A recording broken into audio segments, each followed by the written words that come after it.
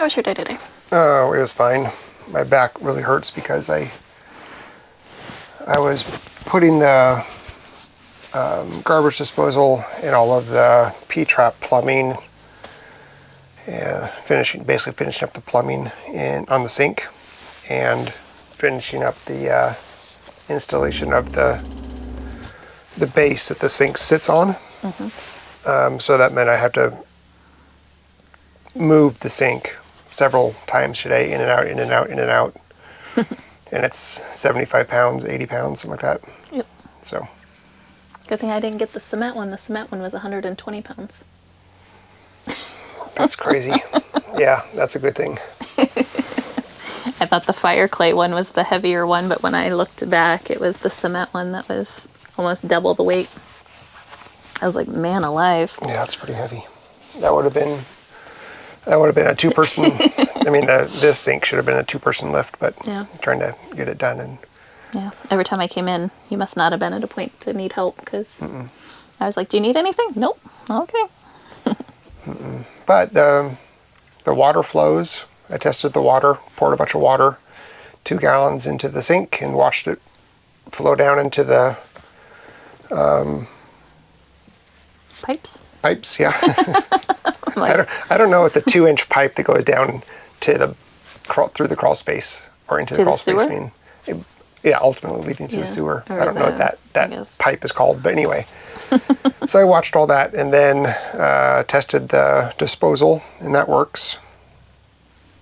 So, nice. Yeah, tomorrow I plan on putting a temporary counter over the sink and installing the sink faucet, and then hooking up the dishwasher so we can always have running hot water and do our dishes inside if we want to, because during the freezing days in the RV we can't do dishes without having to boil a bunch of water, and it's just a real pain. Or they stack up for quite some time. Yeah, so. Which is also not fun. I try to do a lot of one-pan meals or things that aren't super sticky or like not super messy when it is going to be freezing temperatures. But you can only do so many of those depending on your ingredients. Yeah. Oh, man. So, had a bit of a rude awakening this morning. Yeah. Yeah. I was waking up and just kind of laying in bed trying to wake up. I was still asleep with my earplugs in. And I heard the dogs fighting, Levi and Winston. And usually when they are fighting, it's pretty short-lived, and it doesn't get to the point where one of them starts yelping, because it's just they're making noise. It's more like dominant, dominance. Like back down. Yeah, and some growling and stuff, but not actual fighting. Not fighting. Yeah. Yeah, that's a good way of putting it. It's like, I'm telling you, buddy, like you. I ain't in the mood. Do not continue this path forward. It's usually pretty much like, argh. Yeah. But I heard fighting and scuffling, and I heard like gravel kicking up, and it was a thing. So I jumped out of bed as fast as I could, slipped on my slippers, went outside, and there were 2 neighborhood dogs, not neighbor dogs. They're not on our street. Yeah, neighborhood-ish dogs. They're country dogs. Right in front of the RV, between the house and the RV. And we had seen these dogs before, but never on our property. These dogs... They get loose a lot from the farm that they live on. Which is about 1.5 miles, maybe 2 miles away, according to our neighbor who knows where those dogs live. It's at least 2 miles down the road, yeah. And we've seen them in the neighborhood before several times over the last couple months. And they've always just been up and down the street or in the other neighbors' yards that don't have a fenced-in property like we do. So anyway, I know these dogs. Know of them, yeah. They are labs, older labs.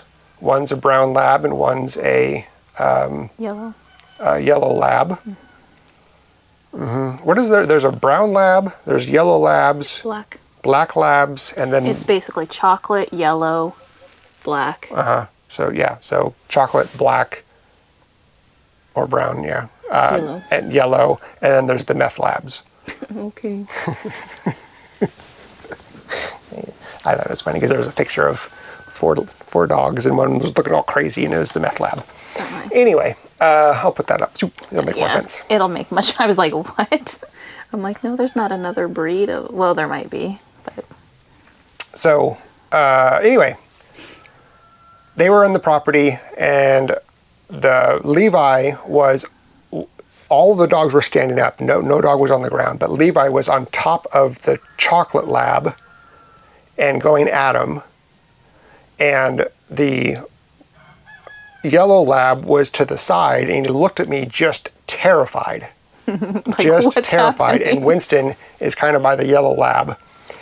And as soon as I stepped off the stairs, the two labs started running. I think they were trying to get away either way. And they started running down towards the back of the property. back of the basically. property towards the creek and stuff. Yeah.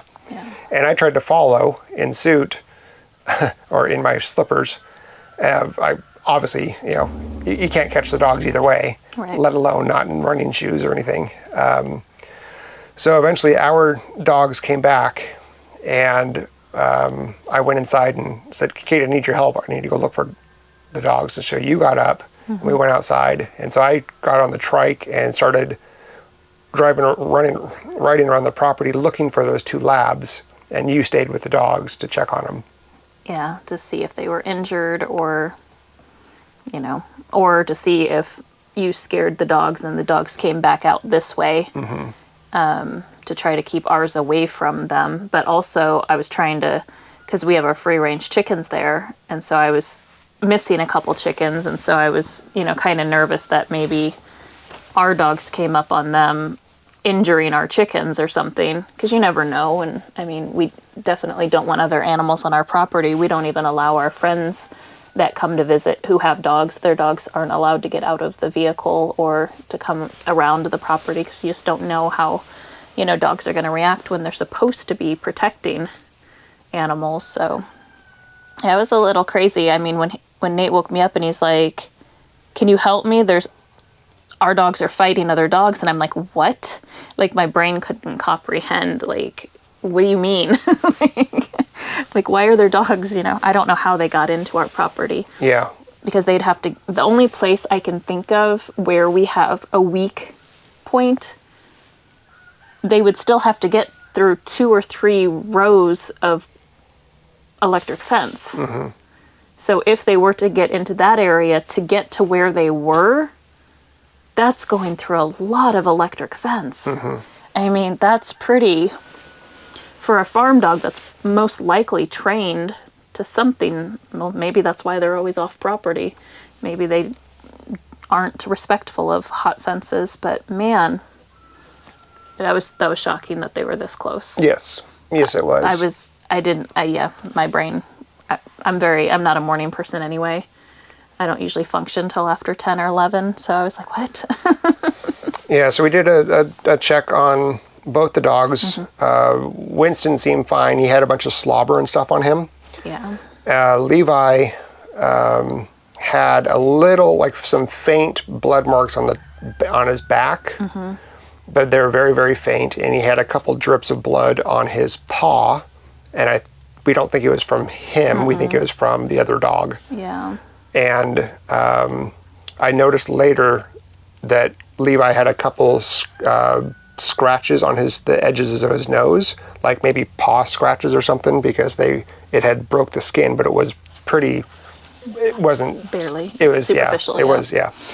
So we put some ointment on that, and then later in the day I noticed that Winston has a big bump on his nose right here, and it's discolored, and it's really sensitive to the touch.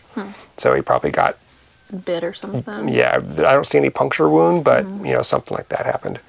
So the good thing is that both the dogs did what they were supposed to do, and the better thing is that when I saw Levi on the brown dog, he wasn't going for like, He wasn't trying to kill it. he wasn't trying to kill it. It was very obvious that he was putting it into a submissive, like, I am dominant, you need to get the heck out of here. Yep. And he did a really good job. Yeah. Like, he was the hero of the day. He held it down. He really did a great job.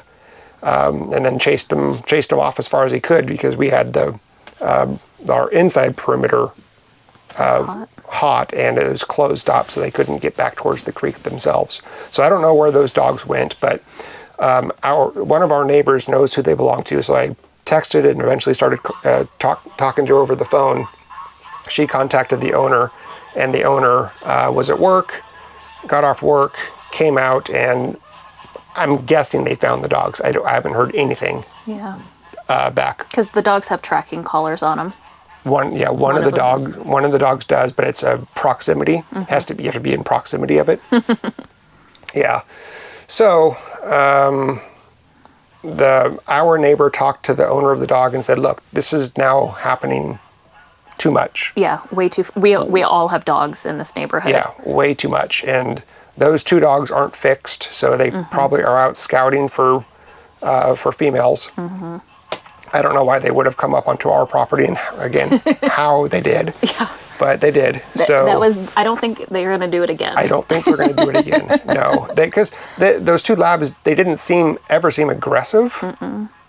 But they just weren't respectful of boundaries. I mean, they just got off of their property, and then the world's their oyster. Well, that's an unfixed dog for you. Yeah. So this I think this property is a no-go for them now.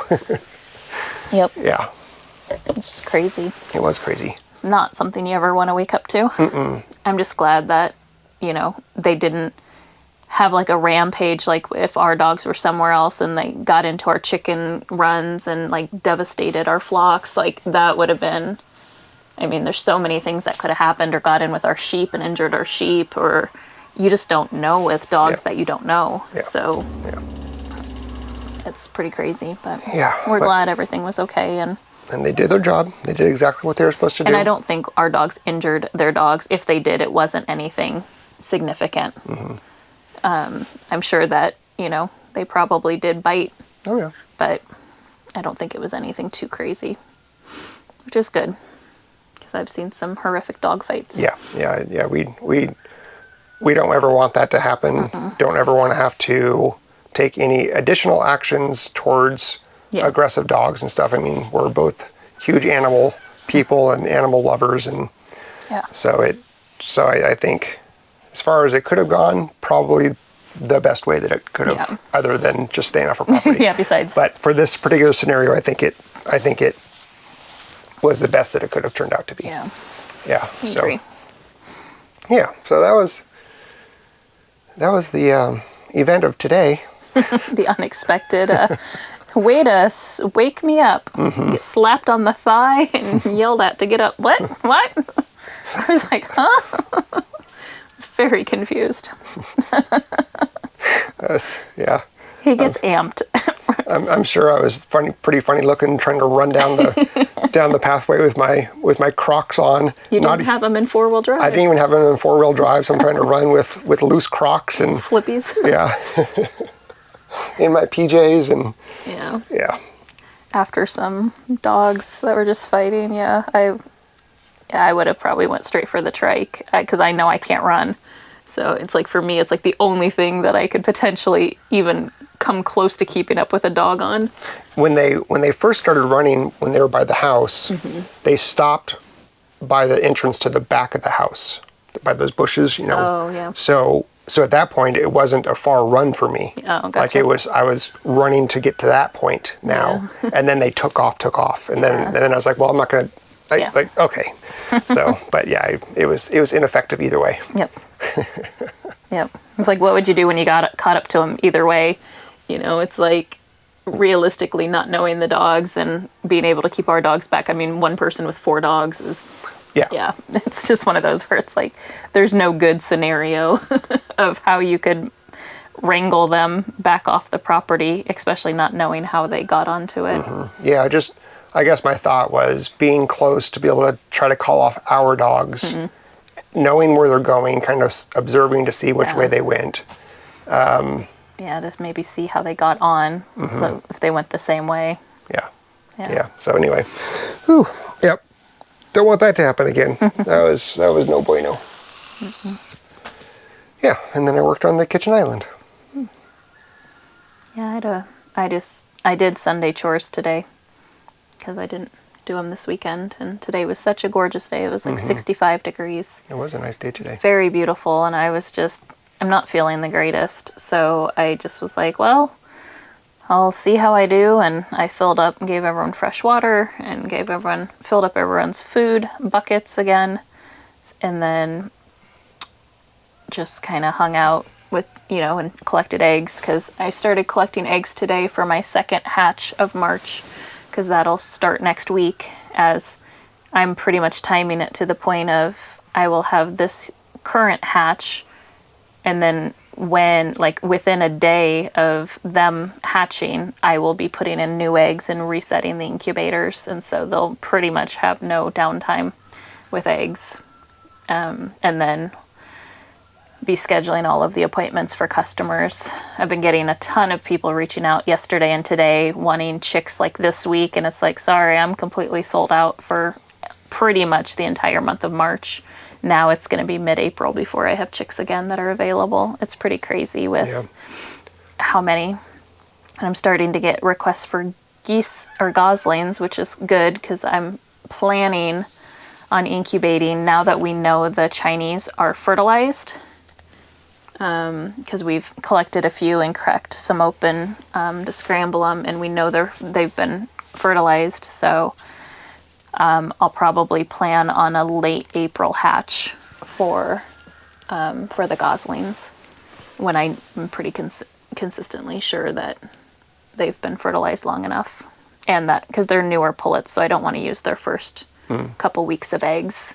I want to make sure that they're steadily laying and they're a little bit more mature into their laying, because Chinese geese lay a lot more than the Emdens, so I'll get a lot more opportunities out of them to hatch throughout the year, so I should be able to get at least 2, if not 3 hatches out of them, which would be nice.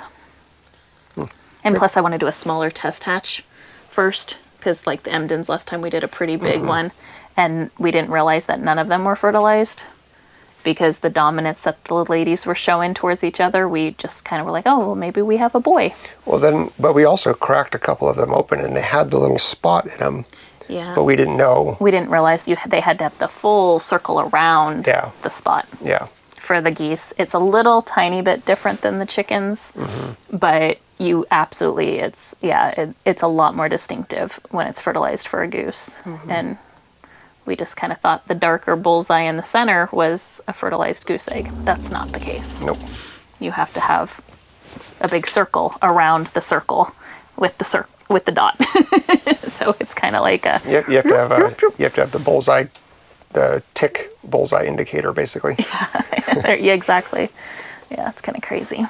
So, yeah, and that's just obviously been on research and just learning, and like, what did we do wrong last year? Oh, nothing. We just didn't have a gander. And that females can be super aggressive with each other during laying season, and they can show dominance just like in mounting, just like the boys do. So sometimes if you're not really paying attention, you may have females that are acting like males. It's just kind of interesting, but not surprising. So yeah. So tomorrow is lockdown for my chickens, which just means, for those of you that aren't super familiar with all the chicken lingo, is it's the time where the incubator gets shut, it stops rotating, everything stays flat, you take out all your dividers, you let your eggs just sit there, you crank your humidity up, it's been no more than 50% this whole time, and then you crank it up and you basically expect chicks in up to 72 hours. They can start hatching at any point. And you said that's tonight or tomorrow? Tomorrow.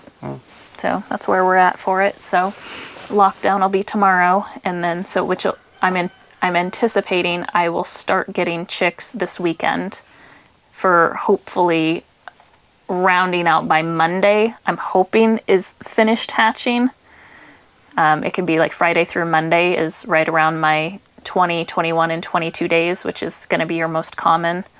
Some breeds, like my salmon faverals almost always hatch on day 19 or 20, whereas like the Brahmas and some of the other ones take a little bit longer. So it really just depends on getting to know the breeds that you have. You can kind of anticipate when you're going to get it. But this year I have like Fabricanas I've never bred before. And I mean, olive eggers shouldn't be that different. They're like Easter eggers. They're pretty much a barnyard mix that is more likely going to have a pretty colored egg. So it's, but yeah, so it'll be interesting to kind of see how everyone hatches out. I went through all the eggs yesterday, counted them all, made sure they were all moving, fertilized, and I have a little small video we can put in there if you want. It's like 40 seconds, but it's basically just showing the egg and the little baby you can kind of see it moving, and you can see all the veining and stuff, and it's a week out from hatch. I sent it to one of my coworkers because her 3-year-old son loves chickens, and she's like, "Oh, can you send me a little video when all your little chicks hatch?" And so I sent her a video of me candling eggs last night, and then because I just wanted to go through and make sure everything had movement, there was nothing that had a late term pass, because that can happen sometimes. And then I only had to remove 1 egg, so I have 165 fertilized viable eggs in the incubator right now. Wow. So yeah. It's going to be a loud room in a couple days. It's going to be chaos. I'm just like, I'm trying to mentally prepare for the organization that it's going to have to take on my end, because it's really not that many people. It's about 10 customers is all it is.